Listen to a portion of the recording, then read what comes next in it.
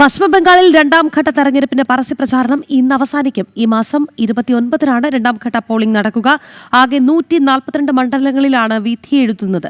മണ്ഡലങ്ങളിൽ കനത്ത സുരക്ഷയാണ് ഒരുക്കിയിട്ടുള്ളത്. കേന്ദ്രസേനയെയും പോലീസിനെയും പ്രശ്നബാധിത മണ്ഡലങ്ങളിൽ വിന്യസിച്ചിട്ടുണ്ട്. ഉയർന്ന വോട്ടിംഗ് ശതമാനം സംസ്ഥാനത്ത് മാറ്റത്തിനുള്ള ജനവിധിയാകാം എന്നാണ് BJPയുടെ വിലയിരുത്തൽ.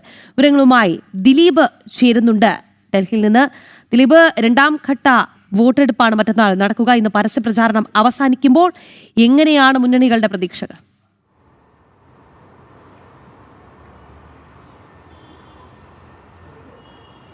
രാഗി, BJP സംബന്ധിച്ചിടത്തോളം ചരിത്രത്തിൽ ആദ്യമായിട്ട് ഇത്തവണ അധികാരം പിടിക്കും അല്ലെങ്കിൽ അധികാരത്തിൽ വരുമെന്നാണ് നമുക്ക് പ്രാദേശിക തലത്തിൽ നിന്നും അതോടൊപ്പം തന്നെ രാഷ്ട്രീയ നിരീക്ഷകരും പറയുന്നത്. പ്രത്യേകിച്ച് നമുക്ക് അറിയാം, ആദ്യഘട്ട വോട്ടിങ്ങിൽ അതായത് 152 മണ്ഡലങ്ങളിലെ വോട്ടെടുപ്പിൽ ചരിത്രത്തിൽ ആദ്യമായിട്ടാണ് സംസ്ഥാനത്ത് ഇത്തരത്തിൽ 90-ന് മുകളിൽ ശതമാനത്തിൽ വോട്ടിംഗ് രേഖപ്പെടുത്തിയിരിക്കുന്നത്. അത് സ്വാഭാവികമായിട്ടും ഭരണവിരുദ്ധ വികാരമുണ്ട് എന്നടക്കമുള്ള വിമർശനങ്ങൾ ഉയരുന്നുണ്ട്. അതുകൊണ്ട് തന്നെ അത് BJPക്ക് അനുകൂലമാകുമെന്നാണ് നമുക്ക് മനസ്സിലാക്കാൻ സാധിക്കുന്നത്. നിലവിൽ മറ്റന്നാളാണ്, അതായത് ഇന്ന് പരസ്യപ്രചരണം അവസാനിക്കും. മറ്റന്നാളാണ് 142 മണ്ഡലങ്ങളിൽ വോട്ടെടുപ്പ് നടക്കുക. കഴിഞ്ഞ ദിവസം പ്രധാനമന്ത്രി നരേന്ദ്രമോദിയുടെ റോഡ് ഷോയിലും അതോടൊപ്പം തന്നെ റാലികളിലും വലിയ രീതിയിലുള്ള ജനപങ്കാളിത്തം തന്നെ നിറഞ്ഞിരുന്നു. അത് സ്വാഭാവികമായിട്ടും BJPക്ക് അനുകൂലമാകുമെന്ന് തന്നെയാണ് കരുതപ്പെടുന്നത്. അതോടൊപ്പം തന്നെ പറഞ്ഞ മറ്റൊരു പ്രധാന കാര്യമെന്ന് പറയുന്നത്, ഒന്നാം ഘട്ട തിരഞ്ഞെടുപ്പിൽ ഒരുപാട് അനിഷ്ട സംഭവങ്ങൾ ഈ ചില മണ്ഡലങ്ങളിൽ ഉണ്ടായിട്ടുണ്ട്. ആ ഒരു പശ്ചാത്തലത്തിൽ മുഖ്യ തിരഞ്ഞെടുപ്പ് കമ്മീഷന്റെ നേതൃത്വത്തിൽ കനത്ത സുരക്ഷയാണ് ഈ 142 മണ്ഡലങ്ങളിൽ വിന്യസിച്ചിട്ടുള്ള കേന്ദ്രസേനയും പോലീസിനെ വിന്യസിച്ചിട്ടുള്ളത്.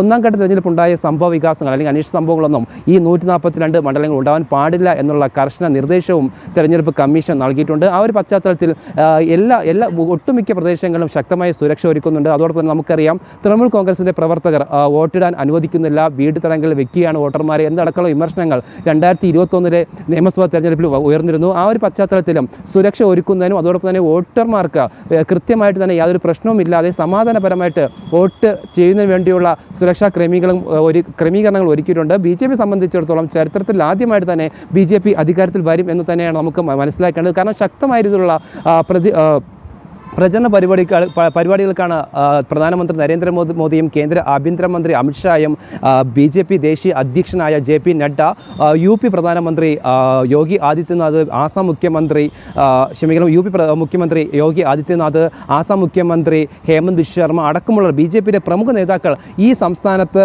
എല്ലാ മണ്ഡലങ്ങളിലും കേന്ദ്രീകരിച്ചുള്ള ശക്തമായ പ്രചരണം തന്നെയാണ് നടത്തിയിരിക്കുന്നത്. അതുകൊണ്ട് തന്നെ ചരിത്രത്തിൽ ആദ്യമായിട്ട് BJP അധികാരത്തിൽ വരുമെന്ന് തന്നെയാണ് നമുക്ക് മനസ്സിലാക്കാൻ സാധിക്കുന്നത്. രാഗി.